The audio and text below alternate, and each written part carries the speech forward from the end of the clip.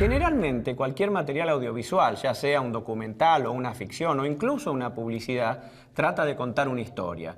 En mi caso trato de que esa historia sea de interés para alguien más, aparte de mí y mis familiares más cercanos.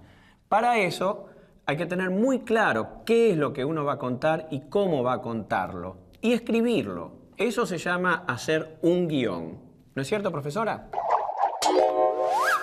Es así, muy bien, Juan. Y el primer paso es tomar ciertas decisiones.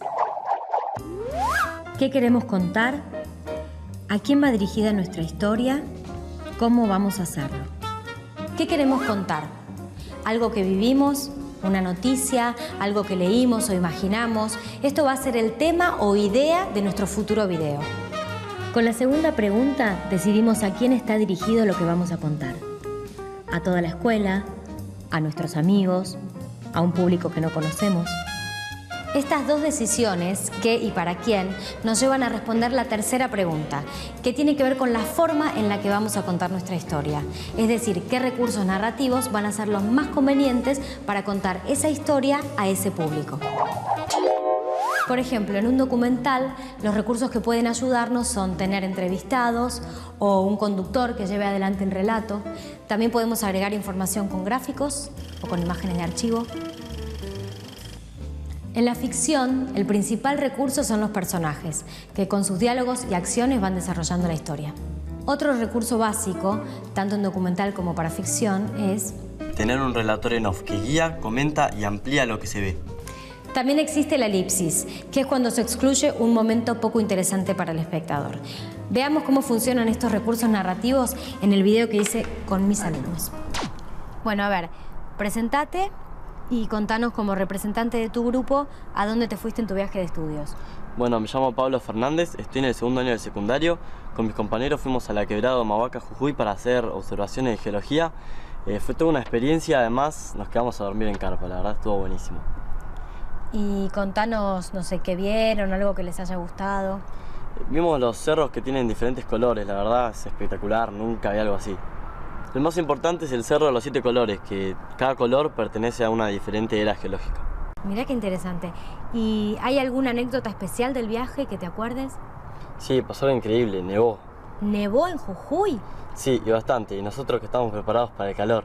Los guías querían volverse, pero nosotros queríamos quedarnos y terminar los días que faltaban. ¿Y entonces qué hicieron? Bajamos al pueblo y conseguimos alojamiento en una escuela. Los guías compraron ponchos al por mayor y nos pudimos quedar los días que faltaban. Bueno, buenísimo. Y los felicito por sus ganas de aprender y sobre todo por superar las dificultades. Esto me sirve para explicarles que en un material audiovisual, ya sea ficción o documental, consta de 3 momentos fundamentales: presentación, desarrollo y desenlace. Bueno, me llamo Pablo Fernández. Presentación es cuando se da a conocer al espectador el tema y los personajes. En este caso, cuando Pablo, el protagonista, se presenta y nos cuenta a dónde se fue en su viaje de estudios. En el desarrollo se brinda más información sobre el tema que se está hablando y en el caso de haberlos, se presentan los conflictos con los que se encuentran los personajes para lograr sus objetivos. Pasó increíble, nevó. El desarrollo sería lo que Pablo contó sobre los cerros jujeños y sobre el conflicto con la sorpresiva nevada. El cierre de la narración es el desenlace. Ahí vemos si el personaje logró o no sus objetivos y si las hay, a qué conclusiones llegamos. Los guías compraron ponchos al por mayor. En este caso es cuando Pablo explica qué hicieron para poder quedarse y yo lo felicito. Si bien estos 3 momentos pueden aparecer en otro orden, siempre tienen que estar en cualquier historia que narremos. Y algo más, la última palabra siempre la tiene el director. Estos fueron algunos conceptos generales para hacer un guión. Ahora hay que sentarse, escribirlo y reescribirlo. Y reescribirlo y reescribirlo. Y reescribirlo hasta que quede lo mejor posible. En mi experiencia, la inspiración llega cuando uno se sienta a trabajar.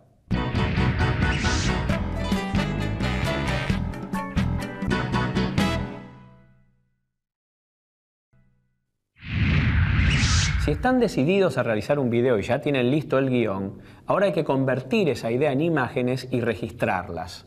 Acuérdense que además de informar, las imágenes también pueden transmitir emociones. En este momento del proceso, nuestra herramienta principal es la cámara. ¿La vemos, profesora?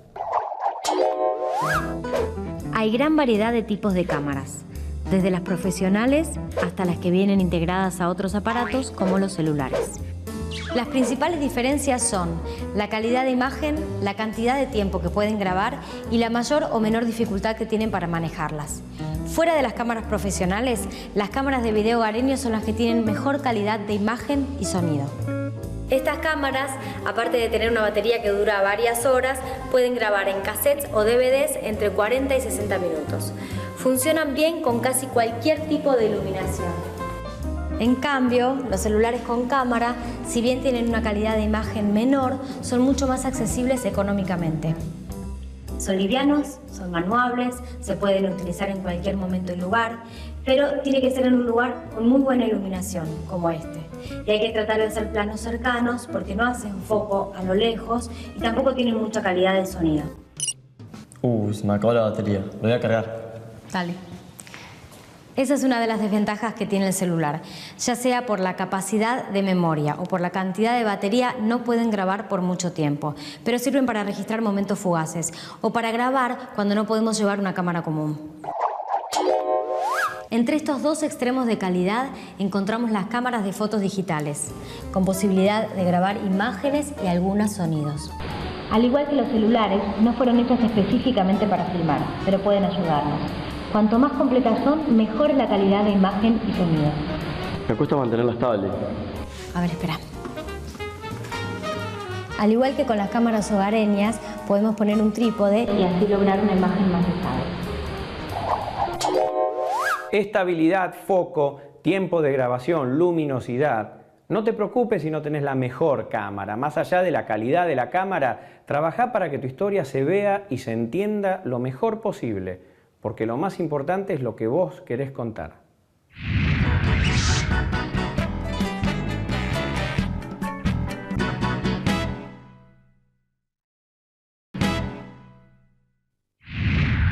Si ya tenés un guión escrito y la cámara para registrarlo, podrías empezar a grabar. Pero conviene que estés al tanto de algunos recursos del lenguaje cinematográfico que te pueden ser muy útiles a la hora de narrar. Porque como bien dice la profesora, una sola imagen puede decirnos muchas cosas. Por eso cuando filmamos hay que tener en cuenta sus posibilidades expresivas en cuanto a encuadre y movimientos de cámara.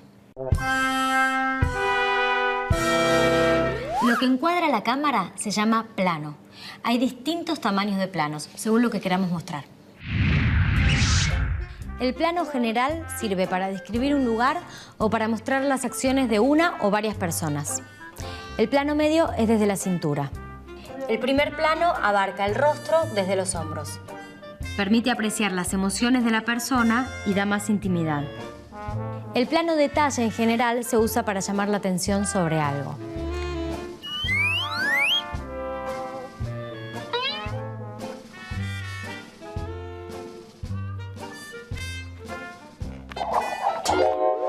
El movimiento libre de la cámara, siguiendo un sujeto o explorando un lugar, se llama cámara en mano. La mayor virtud que tiene es la posibilidad de movimiento de la cámara, pero el movimiento tiene que ser controlado para no distraer al espectador. Los movimientos más comunes son el paneo, que es cuando la cámara gira sobre su eje siguiendo una acción linealmente en sentido horizontal o vertical, que es más bien descriptivo, y el zoom, que sirve para llevar la atención de algo general a algo particular o viceversa. Pero no lo uses demasiado porque puede resultar un poco molesto visualmente. Bueno, creo que ya tenés una idea básica sobre cómo filmar. Acordate siempre de revisar que esté cargada la batería, que haya espacio libre en el DVD, cassette o memoria.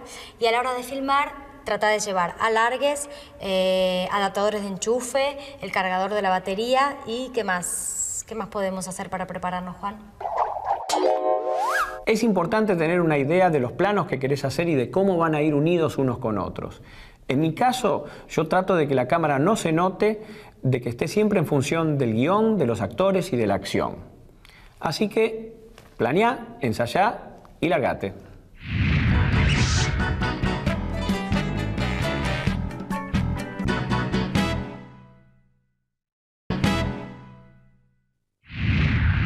Cuando ves una película o cualquier material audiovisual, la imagen es lo que más llama nuestra atención, pero ojo, el sonido también es muy importante.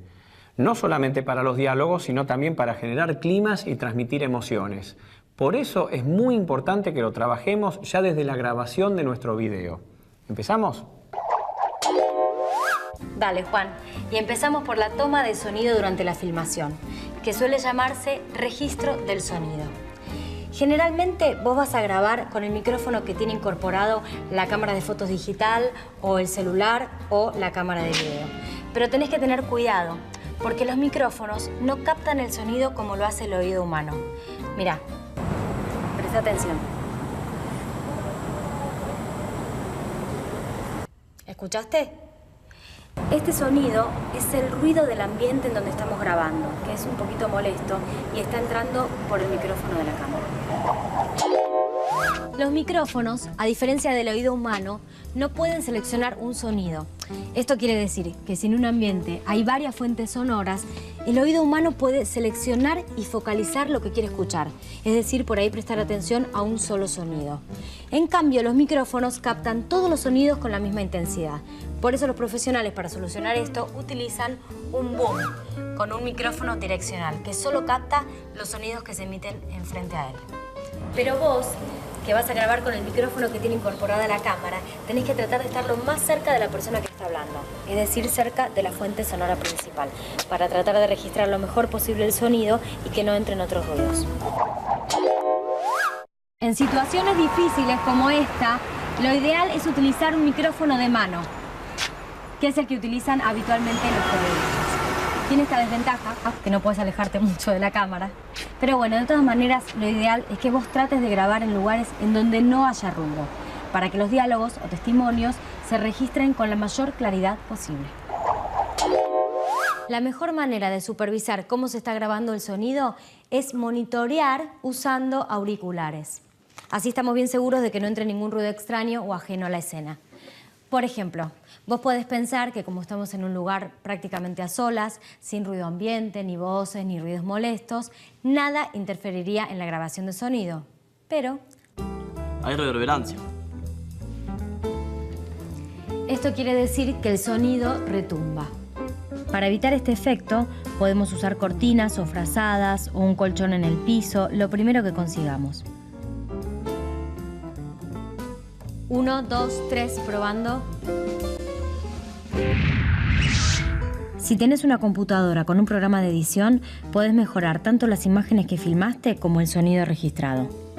Una vez que pasaste las imágenes a la computadora y las editaste, podés hacer correcciones, agregar música y grabar un relato en off. Un relato en off es cuando se agrega una voz sobre la imagen ya filmada.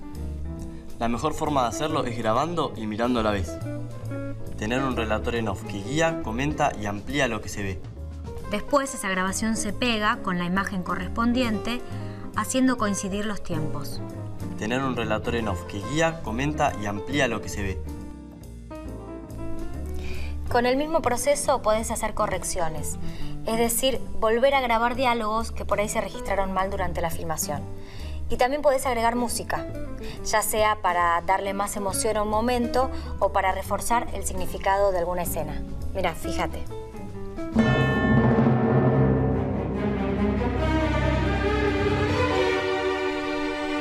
Con esa música parece que nos fuéramos a pelear.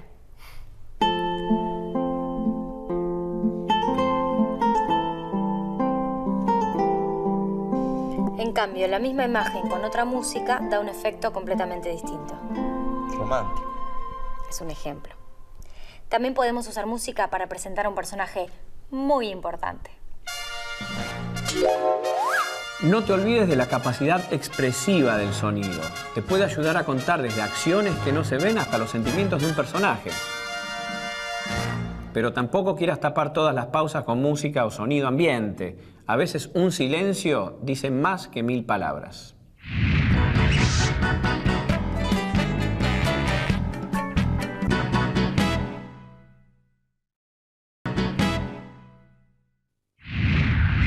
Parece obvio, pero para filmar es necesario que los objetos, personas y lugares estén iluminados de manera tal que la imagen sea visible y expresiva al mismo tiempo. Este control técnico y también artístico de la luz se llama dirección de fotografía. El director de fotografía es uno de mis colaboradores más importantes, es como si fuera mis ojos. Y ahora pasemos a quien es como mi voz. Lo que Juan diría es que la cámara no percibe como lo hacen nuestros ojos. Algo que vos ves bien, para la cámara puede ser más oscuro o demasiado luminoso, o los colores pueden reproducirse con tonos distintos. Por lo tanto, la cámara se ajusta manual o automáticamente a las condiciones de luz que tengan lugar en donde vamos a grabar, que puede ser interior o exterior, día o noche. Pero por más que la cámara se adapte a las condiciones lumínicas del lugar en donde vamos a grabar, la cantidad de luz que tengamos va a determinar la calidad de la imagen. Y nosotros necesitamos que se entienda bien y que se vea bien. Por eso, y sobre todo en un documental, es muy importante tener las mejores condiciones de luz que podamos tener. La principal fuente de luz que tenemos es el sol, pero hay que tratar de evitar ponernos de frente a él porque puede provocar un contraluz muy molesto. Por eso conviene acomodarnos de tal manera que el sol quede a un costado o detrás de la cámara. Y si la escena está ubicada en la sombra, simplemente hace que las personas se muevan hacia donde está la luz. Si aún estando la luz, los ojos o alguna otra parte de la persona aparece oscura, te podés ayudar con un telgopor, porque la luz que refleje va a rellenar las zonas oscuras. Cuando grabas en un interior, intenta que la situación que querés registrar suceda lo más cerca posible de la fuente de luz, ya sea una luz de techo, un velador o una ventana. Pero ten mucho cuidado con los contraluces, por ejemplo cuando la cámara está enfrente a una ventana por donde entra mucha luz del sol. Como Juan dijo, no solo se ilumina para que se vea bien, sino también para crear climas que ayuden a contar nuestra historia, al darle cierta expresividad a la imagen. Según cómo iluminemos, podemos crear un ambiente tétrico o de terror, o alegre y festivo, O simple y natural como para una entrevista. Vos podés experimentar hasta encontrar el clima que más va con la necesidad expresiva de tu relato. Y durante la filmación, presta atención a la continuidad de luz. Esto es, que entre plano y plano no haya mucha diferencia de la intensidad de luz y de la dirección de la luz. Porque así es como lo hacen los profesionales, ¿no, Juan? Efectivamente, y como todos los rubros técnicos, la iluminación debe estar en función de la historia que contemos, pero además puede agregarle un extra a la imagen, belleza. No te preocupes, yo sé que parece complicado, pero siguiendo estas pautas, iluminarte va a ser más fácil.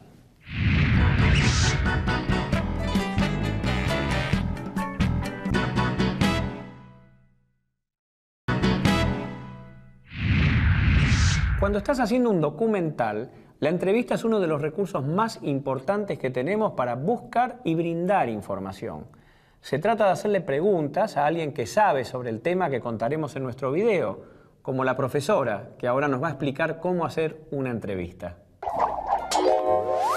Bueno, empezamos por la presentación de la entrevistada. Muy bien. Me llamo Mercedes Bustamante y soy profesora de segundo año. O también se me puede presentar simplemente con gráfica. ¿Y en qué caso se usa la entrevista? Se usa para contar un hecho que pasó y que no vivimos. Puede ser una pelea, un partido de fútbol, un viaje. Entonces entrevistamos al protagonista del hecho o a un testigo del hecho. También se utiliza para saber la opinión de alguien sobre un tema, por ejemplo, qué opinan los padres sobre el secundario. Entonces ahí te conviene tener varios testimonios. O también para saber qué opina un experto sobre un tema que sabe mucho. Ah, como usted ahora. Bueno, sí. ¿Y estamos bien así para hacer la entrevista? Más o menos, porque así sentados lado a lado podría confundirse quién es el entrevistado y quién es el entrevistador. Incluso también puede confundirse el nombre del zócalo. Ah, bueno, en ese tema usted es la que sabe, profe, así que... Que el entrevistador y el entrevistado aparezcan encuadrados de diferente manera ayuda a distinguir quién es el que más va a hablar. Y también le da más protagonismo al entrevistado. Entonces, el entrevistado es el protagonista. Generalmente sí, pero también puede pasar que el entrevistador tenga una presencia significativa, ya sea porque guía la entrevista hacia donde más le interesa o porque emite sus propias opiniones, por ejemplo. ¿Y hay mucha diferencia entre que el entrevistador aparezca delante de cámara haciendo las preguntas o que esté fuera de cámara sin que se lo vea? No, no hay mucha, pero el hecho de que no aparezca le da todavía más protagonismo al entrevistado. ¿Así está bien? Así está perfecto, muy bien. Y el entrevistado, que en este caso soy yo, tiene que contestar mirando a cámara. Por eso está muy bien donde te ubicaste, bien cerquita de la cámara. ¿Por qué? Porque si yo contestara, por ejemplo, al costado, sí, no, queda un poco raro, ¿no? En cambio, si te contesto a vos bien cerquita de la cámara o mismo a la cámara, pareciera que le estoy prácticamente hablando al espectador. ¿Y esa imagen queda siempre igual? Sí, pero bueno, si querés darle algo de variedad, podés mostrar un gesto expresivo del entrevistado. Por ejemplo, haciendo zoom a la boca o a las manos o algún objeto significativo de su entorno, para luego volver al plano más abierto. Esto hay que hacerlo de una manera muy prolija durante la filmación porque es algo que después no podés arreglar en la edición, porque cortarías la continuidad de sonido. ¿Y en cuanto a las preguntas? Para ser claros al preguntar y no olvidarnos de nada importante, lo más conveniente es tener redactadas las preguntas de antemano. Y también tienen que guardar un orden según el contenido del tema. ¿Por qué? Porque es importante que las respuestas tengan cierta coherencia y que sean entendibles para el público. Por ejemplo, una de las tácticas es empezar preguntando lo más sencillo para llegar a lo más complicado. ¿Y siempre tiene que aparecer el entrevistador, ya sea delante o detrás de la cámara? Muy buena pregunta. El entrevistador puede aparecer delante de la cámara, detrás de la cámara o no aparecer en absoluto. En ese caso, el entrevistado va a contestar la pregunta retomando la pregunta como si no se hubiera hecho. ¿Y qué quiere decir retomando la pregunta? Retomar la pregunta quiere decir elaborar la respuesta como si fuera una oración completa. Y generalmente se usan las mismas palabras de la pregunta como acabo de hacer yo. ¿Algo para agregar? Sí, que la entrevista puede resultar un poco estática. Por eso es conveniente usarla en videos de corta o mediana duración. Si van a hacer un video largo, por ahí es mejor combinarlo con otros recursos como pueden ser imágenes de archivo o gráficas explicativas. Gracias, profe. Una entrevista ejemplar. La entrevista es mayormente un recurso del documental, pero también puede utilizarse en la ficción. Puede ser que haya una entrevista dentro de la historia que estamos contando o que a través de una o varias entrevistas vayamos develando lo que queremos narrar.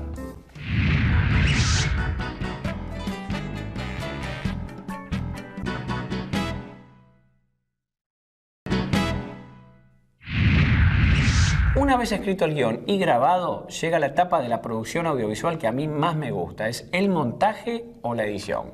Se trata de darle forma final a todo ese material para mostrárselo al público. Para eso vamos a seleccionar, de acuerdo a su calidad, las imágenes que realmente necesitamos y las vamos a unir, dándole sentido, continuidad y ritmo. Y además de ingenio, entonces, ¿qué necesitamos para editar, profesora? Principalmente necesitamos una computadora y un programa de edición. Antes que nada tenemos que pasar las imágenes grabadas en el cassette de la cámara a la computadora. A este proceso se le llama capturar imágenes. Para esto, primero conectás la cámara con el cable apropiado a la computadora. Acordate que tiene que estar apagada. Después la prendés en modo de reproducción y finalmente capturás, para lo cual seleccionás el modo de captura más apropiado dependiendo sobre todo cómo querés que se vea tu trabajo final. Si querés que se vea en DVD o en CD o por internet.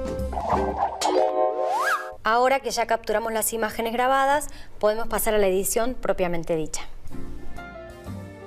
Empezamos llevando a la línea de tiempo, que es esta parte de la pantalla, las tomas elegidas. Toma se llama el segmento de imagen que va desde un corte a otro. Y el corte es el momento en el que termina una toma como esta y se pasa a otra, como esta. En la línea de tiempo acomodás las tomas según el orden establecido en el guión y podés ver cuánto dura tu video. A veces podemos cambiar lo que indica el guión, ¿no? Sí, totalmente. Esta etapa del proceso audiovisual tiene que ser tan creativo como todas las demás. Acá se te puede ocurrir una forma más interesante de contar lo mismo. Por ahí, no cambiarlo todo, pero sí mejorarlo.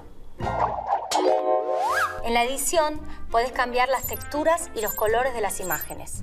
Podés agregar fotos dándoles duración y emplear transiciones. En los programas de edición, las transiciones son los pasos entre toma y toma diferentes al simple corte.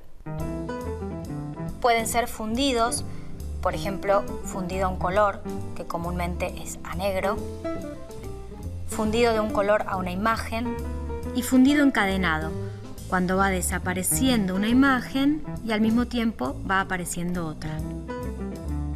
Además de los fundidos, otro tipo de transiciones son las cortinas, que las provee el programa de edición. Hay diferentes y muy variadas. También, cuando conozcas bien el programa, vas a poder hacer separadores gráficos muy lindos, como este. Bueno, ya trabajamos la parte visual de la edición. Ahora nos falta el sonido. Con el programa de edición podés corregir algún diálogo, añadir voz en off y agregar efectos de sonido o tu canción favorita. Ejercita y practica mucho, así vas a poder manejarlo muy bien. ¿Y si no tengo compu? Si no tenés compu, no pasa nada. Podés editar en cámara.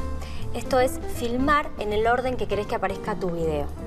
Tenés que ser muy prolijo en el comienzo y en el final de las tomas, sin que la cámara se vaya hacia abajo o se siga moviendo cuando todavía estás grabando. Hay que hacer muchos videos para aprender y mejorar, como todo. Tiene razón, hay que experimentar sin miedo, sobre todo en la edición, que es una etapa de la producción audiovisual generalmente más tranquila, muy lejos del ajetreo de una filmación. Podés probar con distintos ritmos, alterando el orden cronológico o aún eliminando partes del video que ahora te das cuenta que no son necesarias.